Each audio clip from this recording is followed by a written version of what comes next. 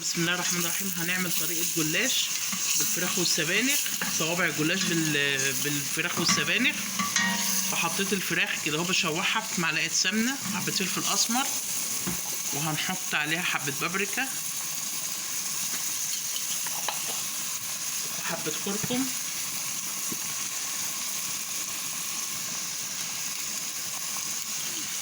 حطيت فلفل اسمر وكركم وبابريكا ونقلبها تتشوح. دي قطع فراخ البانيه مقطعاها او اي قطع فراخ عندك، بس دي قطع الفراخ البانيه حوالي نص كيلو. نقلبها لحد ما تتشوح. دي بصلتين ضربتهم في الكبة هنحطهم عليها، ودي راس تومه مطحونه في الكبه برضو هنحطهم، ونقلب كل المقدار ده كله. بعد ما نشفت نحط السبانخ بتاعتنا اللي انا مجففاها، او لو عندك سبانخ برضو ممكن.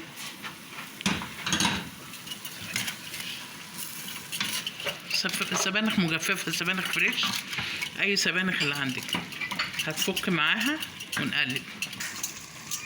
في جبنه رومي انا ضربتها في المطحنه نحطها. قلبي. ما تحطيش طبعا ملح لان الجبنه الرومي حادقه. بعد ما تخلصي دوقي شوفي عايز ملح او لا.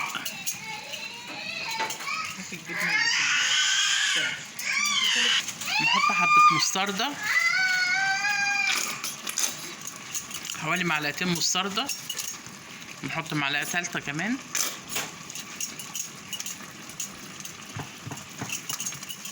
ودي جبنه كانت عندي بيضه ضربتها في الكبه بحبه لبن هنحطها برضو.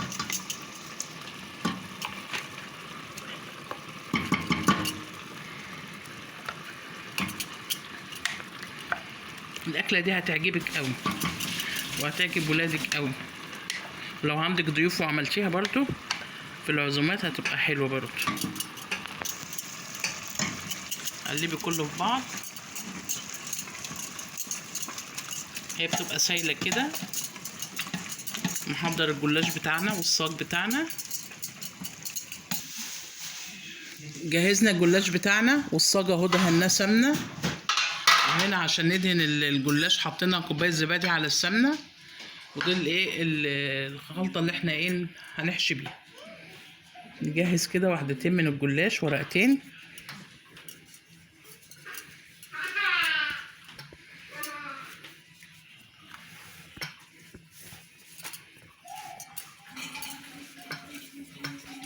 حطي كده.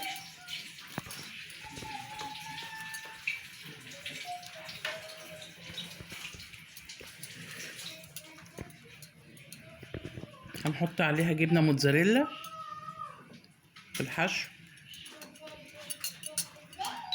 نجيب الجبنه نحط الجبنه الموتزاريلا كده عليها،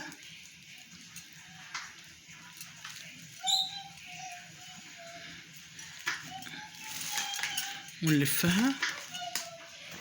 نلف ونرص في الصاج بتاعنا كده. بعد ما خلصت ندهن الوش من فوق بالخليط اللي احنا عملناه اللي هو الزبادي والسمنه. ادهني كده ونحطها على الشبكه في النص على درجه حراره 170. ادهني كده خالص. هتاكلي احلى. تعملي لي لايك. احلى صينيه جلاش، صوابع الجلاش بالجبن والسبانخ والفراخ. نقطع. بسم الله الرحمن الرحيم.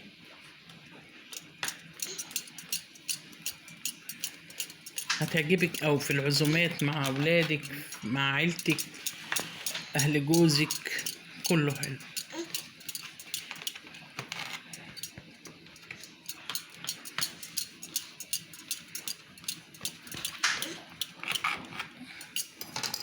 حطها بقى في الفرن كده. بعد ما استوت نقطعها. انا عايزاكي تشتركي في القناه، تعملي لي لايك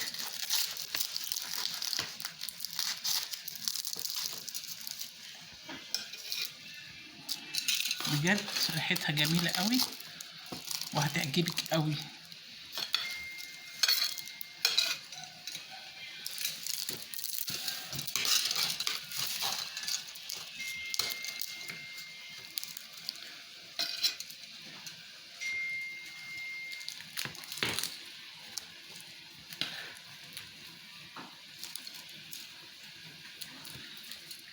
لو عملتيها برضو انت رايحة رحلة، رايحة اي حاجة، ولادك رايحين رحلة، رايحين نادي، هيعجبهم جدا.